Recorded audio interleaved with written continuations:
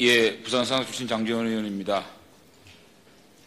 사법부의 권위는 자유한국당이 무너뜨리는 게 아니고 사법 스스로 지금 무너뜨리고 있습니다.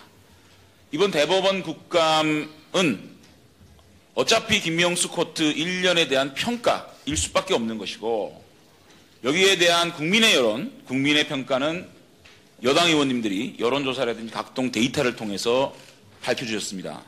자, 언론은 김명수 코트 1년에 대해서 어떻게 보고 있느냐. 1년에 대한 평가를 제가 좀 읽어드리겠습니다. 뉴스원입니다. 김명수 1년 사법개혁과 적폐청산 사이에서 길을 잃다.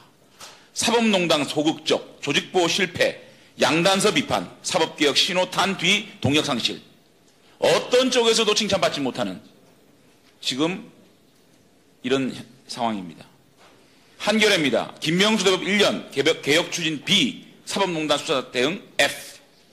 낙제점이라고 한겨레 신문이 얘기하고 있습니다. 한겨레 신문입니다. 사법부 신뢰 계속 추락하는데 김명수 대법원장 불규형 리더십. 김명수 대법원장의 사법농단 사건에 대한 잇따른 부실 대처로 11년 만에 최대 위기를 맞고 있다. 마땅히 해야 할 하지 않고 있다는 뜻에서 부작위 리더십이라는 평가마저 나온다. 한국일보입니다. 양승태의 발목 잡혀 김명수 대법원 진퇴양난 1년. 법원 독립 못 지켜 내부 소도 반발. 오마이뉴스입니다. 김명수 대법원장 1년 전 약속 어디로 사라졌나. 이것이 언론이 바라보고 있는 김명수 코트 1년입니다. 한 말씀 해주시죠.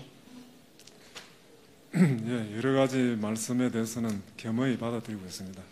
제가 사법부의 김명수 코트 1년에 대한 국감 준비하면서 제 스스로 한번 평가를 해봤습니다. 제가 김명수 대법원장 청문위원이었습니다. 청문위원으로서 지적하고 걱정한 대로 김명수 대법원장은 허약하고 무능한 리더십으로 사법부 신뢰를 돌이킬 수 없이 추락시켰고, 내부적으로도 동아리, 서클 인사를 통해 사법부를 분열시키고 사법부의 수준을 격하시킨 참담하고 비참한 1년이었다. 저는 이렇게 규정하고 싶습니다. 그 근거로 첫째, 사법농단, 재판거래 의혹에 대한 무능한 대처를 꼽고 싶습니다. 두 번째, 동아리, 서클, 코드 인사를 통해서 사법부의 격을 추락시켰다. 두 번째 이유를 꼽습니다. 세 번째입니다. 사법개혁에 대해서 기득권 지키기에 급급해서 무사안이라고 수수방관하고 있었다. 마지막으로 최근에 공보관실 예산을 비자금으로 수령해서 도덕성까지 타격을 받은 이 네 가지가 김명수 코트가 스스로 신뢰를 추락시킨 민낯입니다. 저는 이렇게 분석했습니다. 어떻게 생각하십니까? 예, 여러 가지 비판은 여러 가지 겸허히 받아들이고 있습니다. 그렇지만은 대법원장께서는 그 법과 원칙에 따라 하기 때문에 이쪽에서도 그 비판을 받을 수가 있고 저쪽에서도 비판을 받을 수 있는 그런 요소가 있다고 생각합니다. 자, 김명수 코트 추락의 서막은 6월 15일 날 김명수 대법원장 대국민 입장 발표에서 그 서막이 시작됐습니다. 형사고발하지 않되 수사가 진행될 경우 미공개 문건을 포함해서 특별조사단이 확보한 모든 인적 물적 자료를 적법한 절차에다 제공할 것. 이게 무슨 말이죠? 이게 무슨 말인지 모르겠어요. 자체적으로 해결하겠다는 얘기입니까? 검찰 니네 하려면 할 테면 해봐라 이 얘기입니까? 아니면 우리가 수집한 자료를 가지고 제한적 수사하라 이 얘기입니까? 이 6월 15일 날 이렇게 애매모호한 발언을 합니다. 이 6월 15일 날 애매한 발언, 어정쩡한 발언은 그것이 예고된 참사였습니다. 5월 31일 날 처음으로 재판 거래에 대한 인지를 하고 우리 국민들께 국민과 함께하는 사법발전위원회, 전국 법원장 간담회, 전국 법관 대표회의 등의 의견을 조합한 뒤 결정할 계획이다.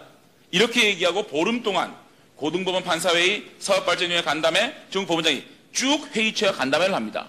이 간담회의 회의체마다 다 다른 생각을 가지고 있는 겁니다.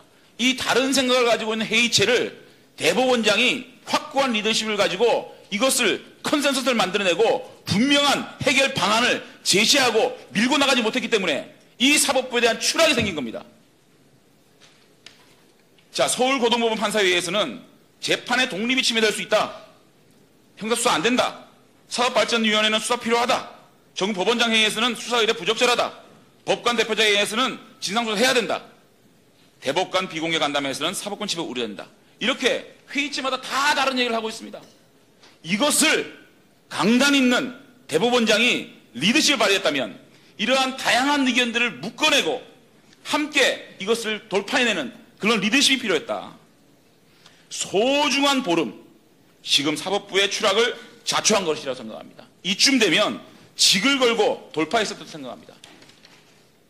저는 이러한 합의를 도출하고 개혁의 방향을 만들어내고 사법부가 이 뜨거운 감자를 어떻게 대처할 방법을 구성원들과 이 합의를 만들어내고 컨센서스를 만들어내지 못한 김명수 대법원장의 철저한 책임이다. 이렇게 생각합니다. 어떻게 생각하세요? 리더십은 타이밍과 결단입니다. 권위를 가지고 합의를 이끌어내는 겁니다. 이 어려운 시기에 사법부의 수장은 이런 리더십을 가지지 못했다. 그렇기 때문에 우리 국민들이 이렇게 사법부를 보고 비판하는 것이다. 이렇게 생각합니다. 이렇게 되니까 한번 보십시오.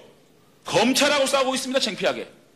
대법원이 사법부가 검찰하고 싸우고 있어요. 아까 우리 주거폭언 문제는 백혜련 의원이 얘기했습니다. 그 다음에 다 같은 혐의 다른 반불로 합니다. 신광열 현 고법부장 판사는 영장이 기각되는데 보고서를 이미 갖고 있어서 압수수색을 통해 그 이상의 자료를 취득할지 의문이다. 그래서 기각하고 남호 대부지법 포항지원 판사에게는 보고서가 확보된 상태이다. 그렇지만 이것을 발부를 했습니다. 같은 혐의에 다른 결정을 하고 있습니다. 그 다음에 너무너무 친절합니다. 영장 기각에 있어서는. 추측까지 해주고 변호까지 해줍니다. 전교조 법외노조 개입 정황 보고서 유출, 고용한 전 대법관, 법관들에 대한 압수수색 영장 기각, 법원 행정처장이 직접 문건을 작성하거나 보고하고 있을 것으로 보이지 않는다. 직접 문건을 작성하고 보관을 했는지 안 했는지는 압수수색을 해봐야 결정나는 거 아니겠습니까? 그런데 법원이 스스로 보관하지 않을 것이다 라고 추측을 해서 기각을 합니다. 증거인멸 방조까지 합니다. 아시죠? 유해용.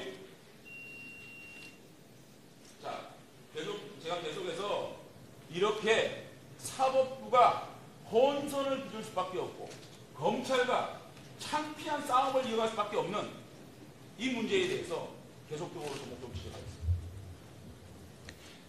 예, 수고하셨습니다.